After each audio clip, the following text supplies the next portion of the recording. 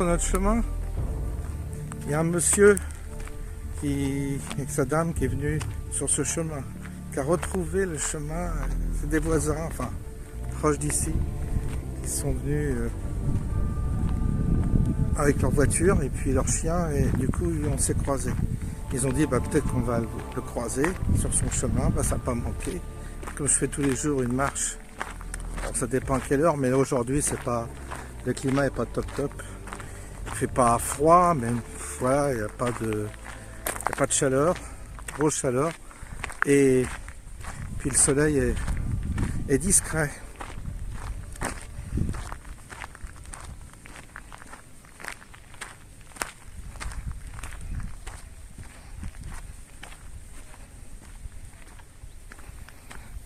Alors j'ai vu que Philippot est en train d'alerter aussi sur des mouvements de troupes américaines qui seraient engagés dans l'Europe de l'Est. Mais c'est marrant parce que, vous allez me dire, vous en voulez à Philippot. Enfin, le paradoxe, c'est que ces informations sont de bonne qualité, mais chaque fois il part, il fait la promotion, mais lourdingue, quoi, une promotion lourdingue de son parti. Il veut qu'on adhère, donation. J'ai l'impression qu'il surfe sur des choses graves afin d'adhérer, afin d'obtenir des adhésions. Et il y a un contraste qui est drôle, quoi. J'ai vu alors les commentaires, quand même, là ça y est, il y a des gens, ils sont allés à la manif, ils en ont marre d'entendre du Patrick Juvet. On parle de 3e guerre mondiale, puis le mec il te passe du Patrick Juvet. Je sais plus la chanson de Patrick Juvet, là. Enfin, on est un peu tous déconcertés avec Philippot. Les gens sérieux, je parle, les gens qui n'ont pas de la merde dans les yeux, qui regardent quand même, qui ont quand même un peu de discernement. Ils disent, mais le gamin, il fait bien son taf, mais quand même, il pourrait avoir adopté un ton plus grave, puis passer 10 minutes à chaque vidéo, faire avec sa petite carte à la main, là, oui, parti des patriotes, on est les résistants, on est un truc comique qui casse la gravité de la situation. Je sais pas s'il y a une 3e guerre mondiale et puis qu'on voit la promotion de vidéos, la promotion du parti des patriotes de Philippot, on se dira ouais, il y avait même quelque chose de presque de pathétique dans le cirque dans lequel on est. On se demande des fois si c'est pas tout ça, pas une forme de comédie, de cirque, mais de cirque tragique. C'est ça qui est troublant dans notre époque, à tout point de vue. En fait, ils sont tous, comment dire, ils sont tous bizarres. Il y a quelque chose de bizarre. Ils n'adoptent pas le ton, ils sont incapables de se rencontrer, d'organiser des réunions entre partis politiques ou je sais pas, entre souverainistes, tout ça. Ils sont capables de s'entendre, de se rencontrer par rapport à un truc qui les dépasse complètement. C'est la 3e guerre mondiale. On va vers une guerre mondiale avec tout ce que ça comporte comme inconnu, parce que ce type de guerre, on l'a pas encore vécu, hein. C'est inédit, hein, comme processus. On sait très bien qu'il y a du conventionnel, on se dit il y a peut-être du nucléaire, ensuite il y a les hackers, il y a tout ça, alors chacun y va de sa technique, sans savoir, qui sait. Qui aurait dit qu'il y aurait des guerres de tranchées comme en 14 en Ukraine? On les voit dans des tranchées comme dans la guerre de 14, même en 40 il n'y avait pas ce type de confrontation dans les tranchées. Les tranchées sont réapparues en 2023, on a des tranchées comme en 1914. Qui peut prévoir, qui peut prétendre, qui peut savoir? Bien malin, hein, bien malin. C'est toujours facile de jouer au malin, d'ailleurs, quand on est en période de paix. Là, les fanfarons, les malins, ils planent. Mais Après, quand on va avoir le coup près de la réalité qui va arriver, on va moins rire, je crois. Et je pense que Patrick Juvet, on va pas avoir envie de danser sur les musiques des années 80. Elle disait la dame partie. Oh, elle dit j'en ai marre des manifs de Philippot. La dernière fois, ils avaient bien Patrick Juvet à fond. Je sais plus ce qu'il chante comme chanson. Vous allez me rappeler. Et puis elle me dit on pouvait même pas discuter entre nous et tout. C'était infernal. Donc elle me dit il n'y a plus personne qui vient aux manifs. Enfin ils sont quelques centaines à venir encore, mais laborieusement les Parisiens. Puis ça leur fait une sortie. Puis ça leur donne bonne conscience certainement, parce que franchement il faut en vouloir du Patrick Juvet. Quand vous manifestez pour la paix avec Patrick Juvet derrière, voyez le cirque, voyez un peu la décrédibilisation du truc. Ouais. Ce monde est bizarre, ce monde est bizarre. De toute façon, tout me semble bizarre. De plus en plus. Les relations humaines, les comportements, il y a quelque chose à chaque fois de bizarre, de pas naturel, de pas cohérent en fait.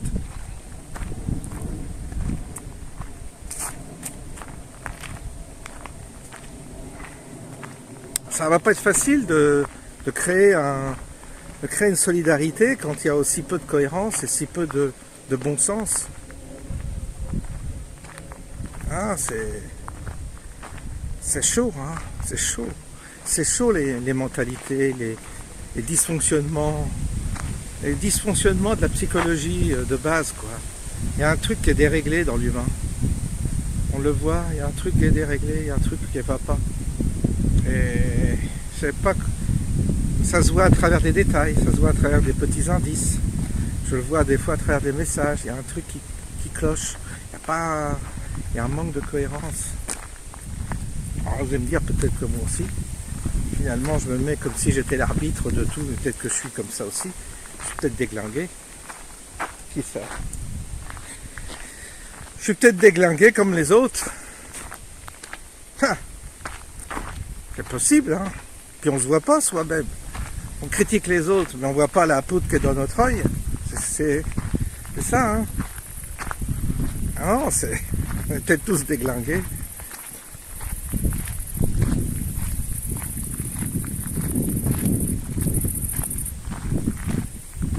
J'essaie de garder l'équilibre, j'essaie. Bon. J'essaie de filtrer mes relations, de pas partir dans tous les sens, d'être sélectif.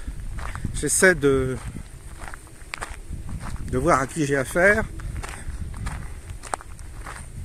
parce que j'ai eu quelques expériences qui m'ont refroidi, hein, au niveau des contacts. Donc je me suis dit piano, hein. On y va piano parce que il y a un gars qui est venu chez moi, il était médecin, il est venu chez moi, il m'a invité au restaurant avec sa compagne. Gars, t'es médecin capé et tout. Et puis là, il m'a inventé les vidéos, tout ça, paraissait normal, et puis d'un seul coup, plus de nouvelles, plus rien. Je l'ai invité, et puis plus rien, plus de nouvelles, et disparu de la circulation. J'ai téléphoné, laissé un message, je dis qu'est-ce qui vous arrive? Rien, aucune nouvelle. S'il m'entend, j'aimerais avoir ses nouvelles.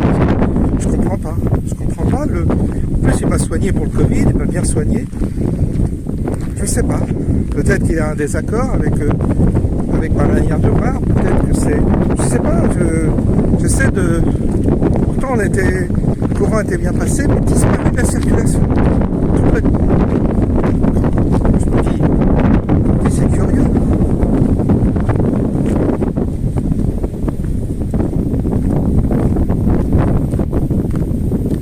Alors, il y a une autre personne que j'ai vue aussi. Et voilà, il est venu chez moi. J'ai encore ouvert ma porte. Là, je suis prudent. J'ai ouvert ma porte et le gars, il parlait de sa vie. Il se reconnaîtra si je m'écoute. Il m'a parlé de sa vie et puis, oui, d'accord. Mais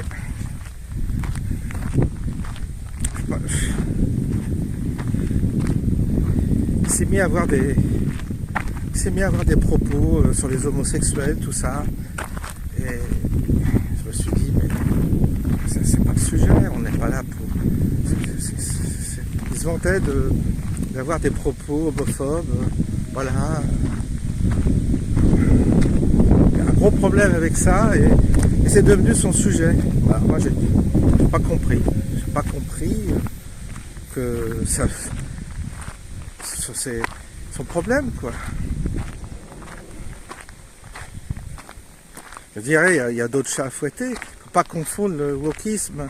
Le wokisme n'a rien à voir. Tout ce qui est transgenre, tout ça n'a rien à voir.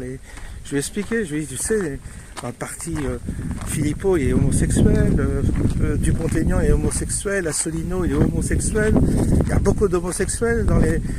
Chez Marine Le Pen, il y en a plein. Je veux dire, il y a beaucoup de patriotes, de gens conscients qui sont en orientation sexuelle de ce type-là, qui sont pas, évidemment, qui n'ont pas comment dire, qui n'ont pas le profil des hétéros, mais il y a toujours eu des homosexuels dans la vie, dans le monde, toutes les civilisations. Et ça pose quoi? Ton problème, c'est quoi? Parce que il y a plein d'homosexuels qui sont à droite, qui sont religieux. Dans l'église, il y en a plein. Les moines aussi. C'est des catégories de population qui ont toujours existé, en minorité, mais ça a toujours eu lieu. Ils ont été plus ou moins intégrés en fonction des civilisations et des coutumes et des mœurs. Mais voilà, ils avaient leur place ou pas dans certaines sociétés. Mais le wokisme, tous ces mouvements-là n'ont rien à voir. Et ça crée comme une homophobie, du coup. Et c'est comme ça. Le gars, il s'est révélé comme moi, comme ça, avec ses propos. Bah, j'ai dit non. Non, j'ai dit non, je ne suis pas à regarder de relation avec vous, avec ce type d'intolérance, quoi.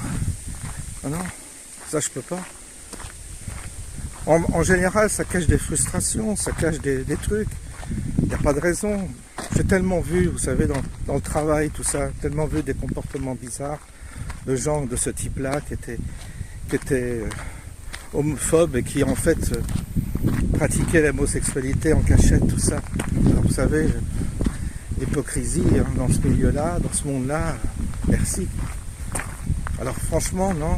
Puis ça m'intéresse pas, c'est pas des sujets, comme ça sujets, vous savez, voilà, qu'on rencontre dans certains milieux, ça m'intéresse pas du tout. Ça m'intéresse pas. Les mecs, pour se vouloir viril, ils s'en prennent aux homos, mais c'est quoi ces gens-là? C'est pas du tout mon état d'esprit. Vous voyez, il y a des choses comme ça qu'il faut dire, il y a des choses comme ça qu'il faut préciser quand même. C'est pour ça, dans les milieux parfois de droite, tout ça, il y a aussi des gens fermés, des gens sectaires, c'est comme chez certains cathos, il y a aussi ce côté-là, des fois sectaire, des idées vraiment bizarres.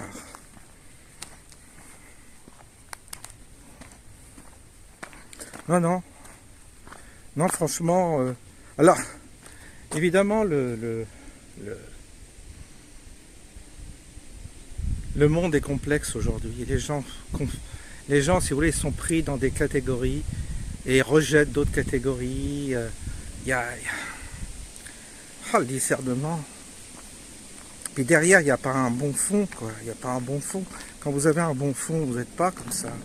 En fait, quand vous avez un bon fond, il y a une forme de tolérance, je dirais, et de bonne tolérance. Il y a des gens qui sont branchés sur quelque chose où ils n'ont pas d'a priori comme ça, de sectarisme de ce type-là.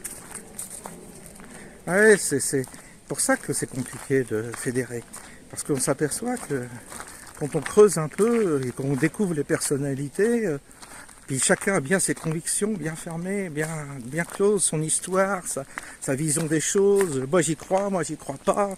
Et puis tac, c'est planté là, le décor est planté, il bouge plus. C'est le problème des gens âgés, si vous voulez.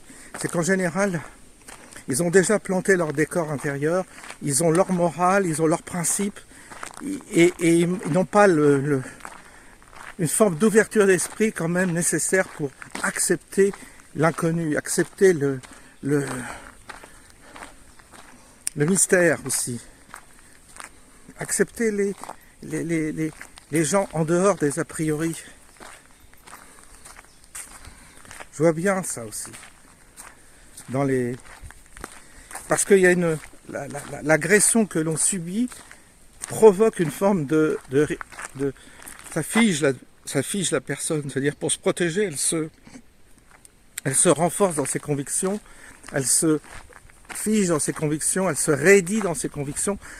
Et du coup, c'est comme si l'adversité figeait l'autre, figeait la personne, la rend. C'est comme les réactionnaires, vous savez, les réactionnaires, ils sont figés dans leurs convictions. Je vois des bourgeoisies, j'en ai déjà parlé, mais ces familles catho, tout ça, ils ont été tellement provoqués qu'ils se réfugient dans un carcan moral qui est faux, Ils perdent la qualité humaine de base qui est une forme de tolérance à partir du moment où vous avez votre propre identité, vous êtes en capacité de tolérer les autres. C'est l'agression qui vous fige.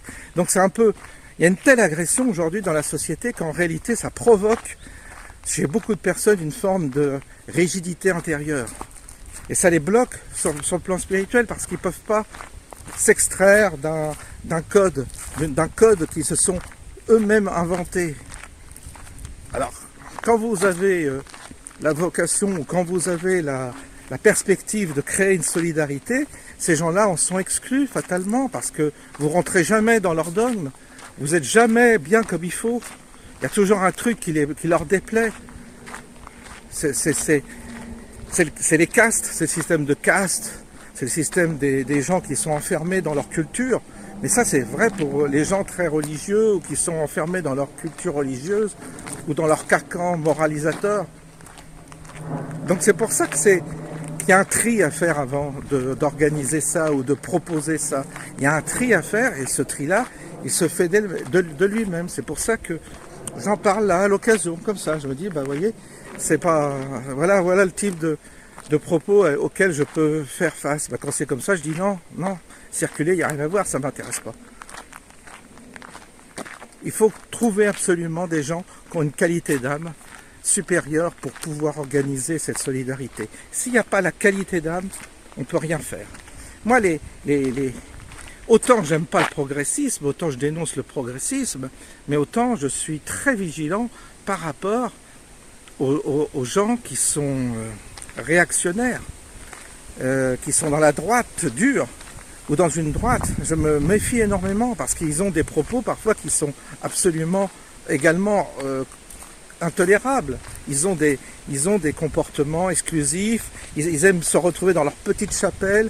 Moi j'ai un peu fréquenté de loin ces gens-là, ils sont pas sympathiques. Hein. C'est pour ça que je me situe pas dans ce camp réactionnaire non plus. Je crois que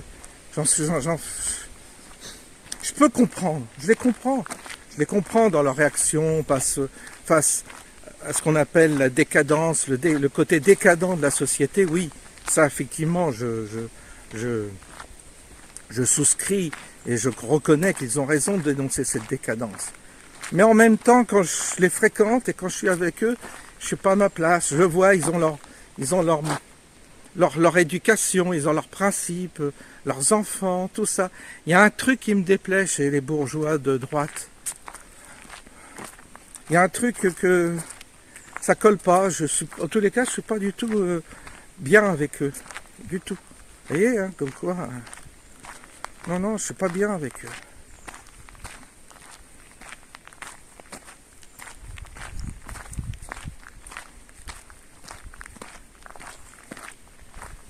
Puis vous savez, pour être très honnête, pour les avoir fréquentés, quand vous êtes dans la merde, il ne faut pas compter sur eux. Hein. Moi, j'ai eu besoin de boulot à une époque. J'avais quand même pas mal de relations dans ce milieu-là, étant donné que j'étais séminariste. Mais quand il a fallu que je me farcisse la vie civile, que je me trouve du travail et tout, quand j'ai eu des accidents de travail, parce que enfin, j'ai eu des problèmes, comme tout le monde d'ailleurs, des fois on aime bien avoir un petit coup de pouce, un petit coup de piston, ou tout au moins une recommandation. Ben, je peux vous assurer que ces gens-là ne m'ont jamais aidé. Jamais. Jamais j'ai reçu. Et pourtant, il y en a qui étaient haut placés. Mais jamais. Ils sont égoïstes. Ils ne pensent qu'à leurs enfants. Mais quand il s'agit d'aider les autres, ils sont absents. C'est la bourgeoisie. Il n'y a rien à faire. Cette bourgeoisie de droite, elle est comme ça. Donc je m'en tiens éloigné. Je m'en tiens éloigné parce qu'elle n'est pas généreuse. Elle n'est pas... Non, elle n'a pas ces qualités humaines qui me semblent indispensables. Alors c'est pour ça, en temps de crise, il ne faut pas compter sur eux. Hein. Pas du tout compter sur eux. Hein. Et puis leur code vestimentaire, leur manière d'être, tout ça, c'est pas mon truc. C'est pas du tout mon truc. Non, il faut vraiment être vigilant par rapport à ces personnes qu'on accepte ou pas, dans un groupe ou dans une perspective de réseau, de solidarité. Il y a vraiment un tri à faire. Et c'est pas du tout les profils qu'on pourrait penser a priori. Après, ça conduit à beaucoup de déconvenus, hein, vous savez, beaucoup. Les bobos, n'en parlons pas, c'est mort d'avance. Les gauchistes, n'en parlons pas, c'est mort d'avance. Les écolos, c'est mort d'avance. Alors, vous voyez, il reste plus grand monde. Hein.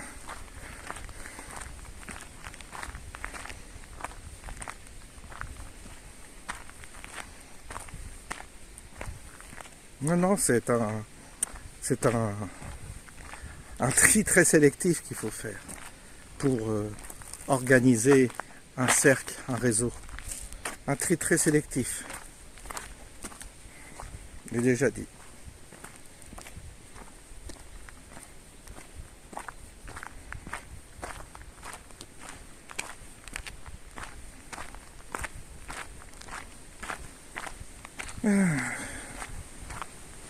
Pour ça, il faut que je précise bien les choses. Ça sert aussi à ça, les vidéos. Bien préciser. Qu'il n'y ait pas de malentendus. Qu'on ne se méprenne pas.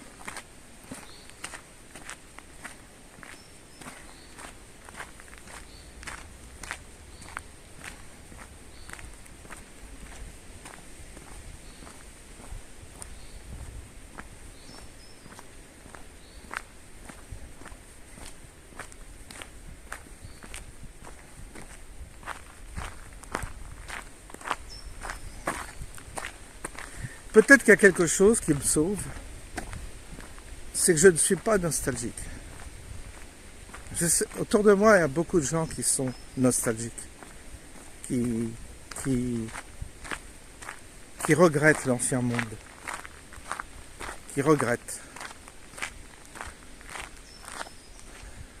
Je ne suis pas nostalgique du tout. Je suis pas de nostalgie, non. Non. Je savais que j'ai toujours senti, si vous voulez, que le verre était dans le fruit dès le départ. Alors évidemment, ça se voyait pas. On y mettait les formes. La vie était plus douce, plus agréable, d'une certaine manière. Ça dépend pour qui d'ailleurs. Pas si évident que ça. Mais le verre était dans le fruit. L'état d'esprit n'était pas bon, n'a jamais été bon. Moi, j'ai pas connu d'époque, je dirais, vraiment heureuse. Non. Vous savez, quand j'ai commencé, quand je me suis retrouvé à l'école, tout ça, j'ai pas aimé le milieu scolaire. Les professeurs, les instituteurs, j'ai jamais senti ces gens-là, jamais.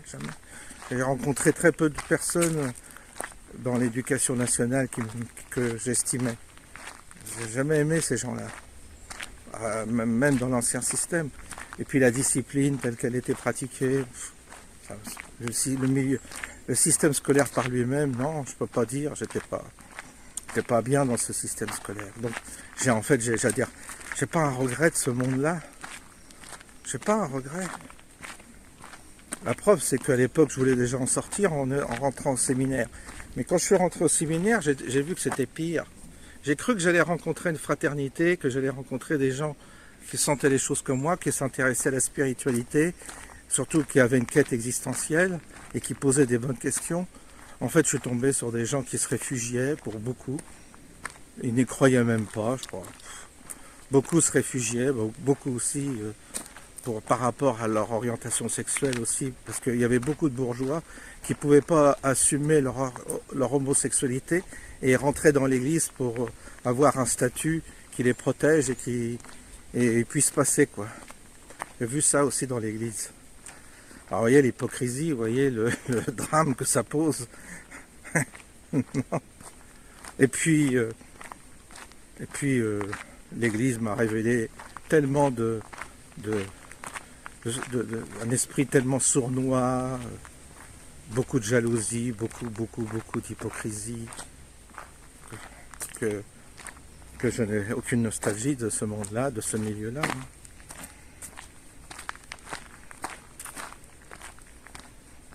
Il y a beaucoup de bourgeois dans ces milieux-là. Et moi, j'aime pas les bourgeois, alors ça l'est pas. Voyez, hein, voyez, c'est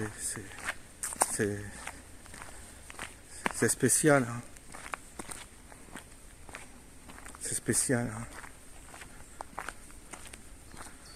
En fait, si ce monde-là avait été, si ce monde réactionnaire, catholique, tout ça, s'était bien comporté, avait été dans le juste, ils n'auraient pas été balayés par la gauche, par les 68A, par les bobos gauchistes, tout ça, comme ils ont été balayés. C'est que, en fait, ils étaient dans la représentation, mais ils n'étaient pas dedans. C'était tout faux.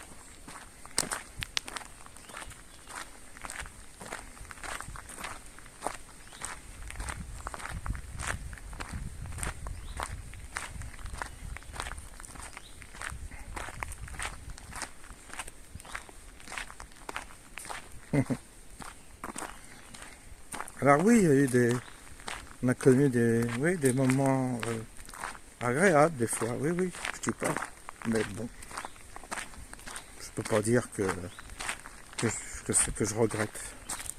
Moi, j'ai toujours pensé qu'il fallait passer à autre chose, qu'il fallait qu'on change de paradigme. J'ai toujours pensé qu'il fallait que l'homme se métamorphose, qu'on trouve une autre perspective. Qu'on ne pouvait pas se développer matériellement, que ce n'était pas la finalité, ce développement matériel, faire des économies, acheter, machin, bidule, faire sa petite vie, comme tel qu'on le proposait dans le modèle occidental, ça ne me convenait pas. Du coup, j'ai trouvé que c'était pas plus mal que ce monde-là se termine. Donc j'ai pas de nostalgie. Ça aide. Il y a des gens, ils vivent que dans la nostalgie. Ils regrettent énormément le passé. Moi, j'ai pas de regret du passé. Je trouve même presque intéressant de voir où on va là.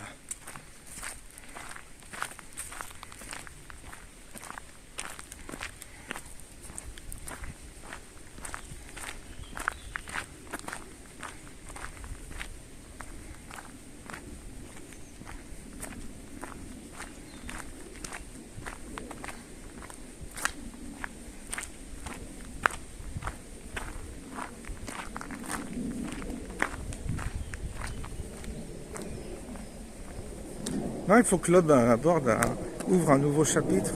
Il faut que l'homme sorte de sa condition et ouvre un nouveau chapitre. Il faut que les vieilles références sortent. L'adversaire est en train de faire ce travail, hein, finalement. L'adversaire est en train de nous rendre service, finalement.